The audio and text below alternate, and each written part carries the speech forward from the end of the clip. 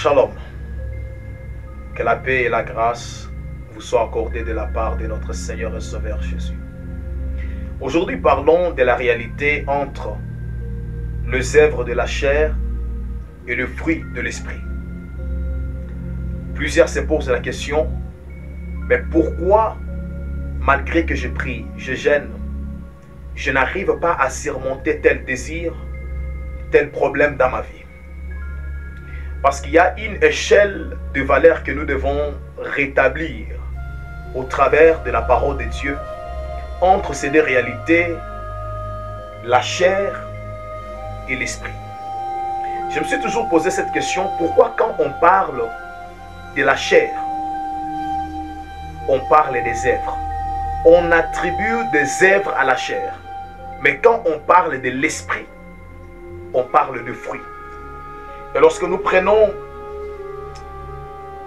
Galates le chapitre 5, le verset 19, « Or les œuvres de la chair sont manifestes, ce sont l'impudicité, l'impureté, la dissolution. » On commence à nous faire la liste de tout ce qui est représenté par les œuvres de la chair.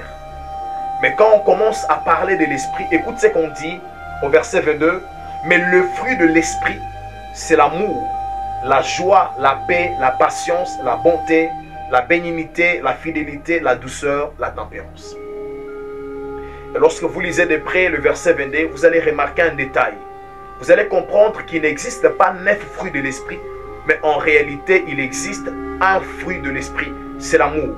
Parce que le mot fruit n'est pas au pluriel, c'est un mot singulier. Et tout ce qui vient après l'amour, comme la joie, la patience et toutes ces choses, ça complète l'amour. En d'autres termes, là où il y a l'amour, il y a la paix, il y a la joie, il y a la patience, il y a la bonté, il y a la bénignité, il y a la douceur. Vous savez ce qui fait qu'un garçon ou qu'un homme qui a trop de rigueur, mais quand il tombe amoureux, vous allez voir que même sa manière de vous parler et sa manière de parler à la personne qu'il aime, il y a une différence. Quand il parle à la personne qu'il aime, il y a une sorte de douceur qui dégage. Parce que l'amour, c'est aussi la douceur.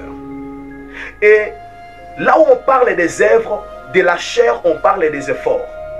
Vous ne pouvez pas vaincre le mal en priant. Vous ne pouvez pas vaincre le mal en faisant des déclarations. Pour vaincre le mal, il faut faire le bien.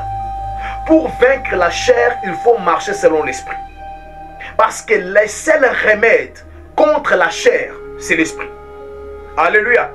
Pour vaincre la chair, il faut marcher dans l'esprit.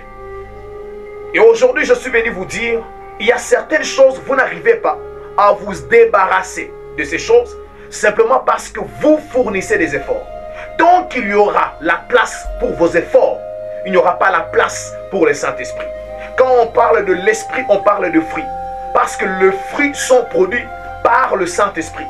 Mais les œuvres sont produites par les efforts attachés à la chair. Et ma prière aujourd'hui est que le Saint-Esprit vous accorde la capacité de marcher selon l'esprit et non selon la chair. Que vous puissiez arriver à vaincre la chair, mais en marchant en esprit. Il y a deux choses. Soit c'est la chair qui descend et l'esprit reste au-dessus. Soit c'est l'esprit qui va en dessous et la chair prend le dessus. C'est à vous de faire les choix. Que Dieu vous bénisse. Amen.